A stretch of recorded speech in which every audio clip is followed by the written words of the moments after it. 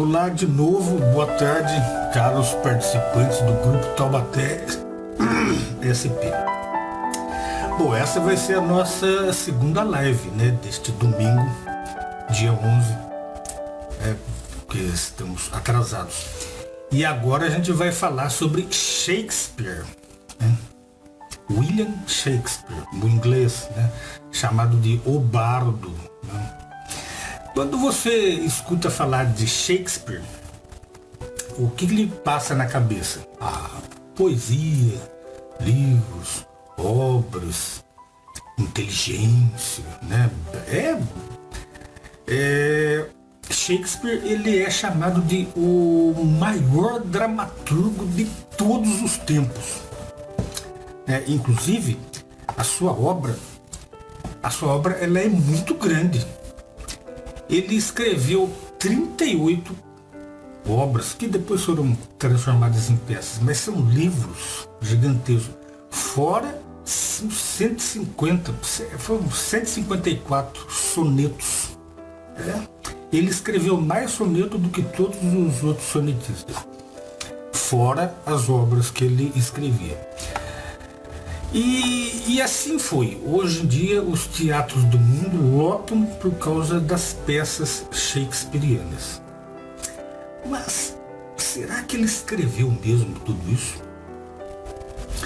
Você veja bem, olha, Shakespeare, ele viveu apenas 52 anos, sabe? Uma idade relativamente curta. E olha a época em que ele viveu. 1564 a 1616. Naquela época, e o detalhe, ele vivia numa cidadezinha rural, cuja única escola era uma escola de alfabetização.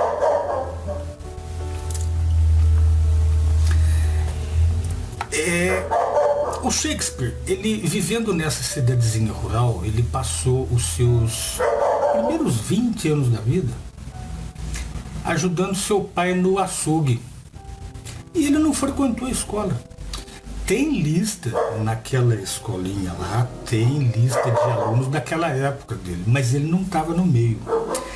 Shakespeare não estudou até os 20 e poucos anos.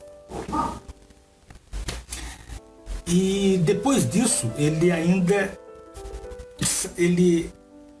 saiu e passou os seus próximos 15 ou um pouco mais de anos acompanhando em forma de ajudante um teatro mambembe. Ele era ajudante lá. Aí depois, mais tarde, ele se transformou em ator coadjuvante, alguma coisa assim.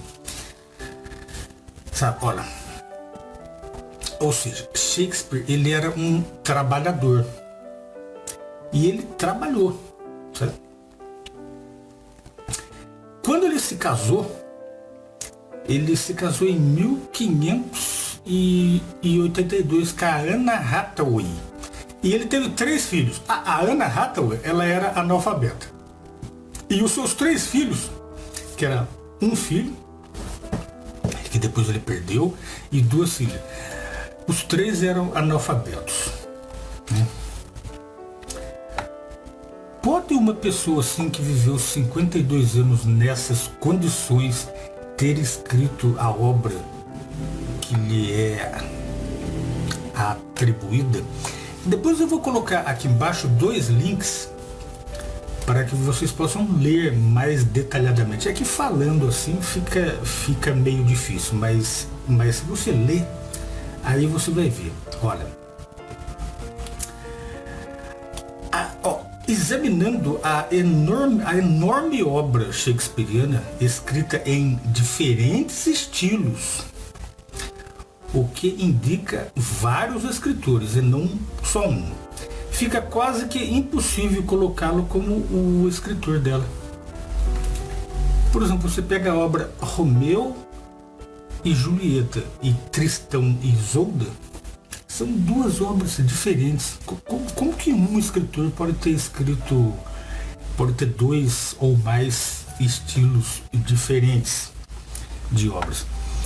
E tem outra, Shakespeare, ele saiu de Stratford-upon-Avon, que era uma cidadezinha lá do interior, e foi para Londres, só. Esse foi o trajetinho da vida dele. Ele foi para Londres, comprou o Teatro Globe, né, porque ele era negociante, ele economizava. E depois, no final da vida, bêbado, né, os últimos 12 anos da vida dele, ele só manguaçava, voltou doente para Stratford-upon-Avon. Mas, no entanto, as obras dele, por exemplo,